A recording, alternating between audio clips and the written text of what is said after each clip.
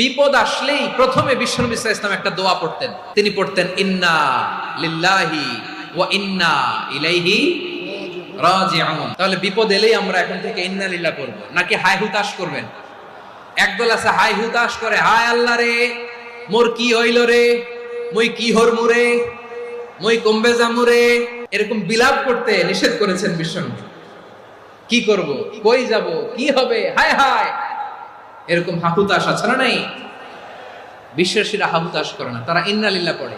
তারপরে বিশ্বনবী পড়তেন আল্লাহুম্মা আজুরনি ফি মুসিবাতি ওয়াখলুফ লি খায়রাম মিনহা। একসাথে প্রথমে পড়তেন ইন্না লিল্লাহি ওয়া ইন্না ইলাইহি রাজিউন, তারপর পরে পড়তেন আল্লাহুম্মা আজুরনি ফি মুসিবাতি ওয়াখলুফ লি খায়রাম মিনহা, মানে আল্লাহ এই যে আমি বিপদে ধৈর্য ধারণ করলাম এটার সব তুমি আমারে দাও, আর যেটা হারালাম এর চেয়ে ভালো কিছু দিয়ে মেকআপ করে দিও, ভালো কিছু দিয়ে বদল করে দিও। সুবহানাল্লাহ পড়েন।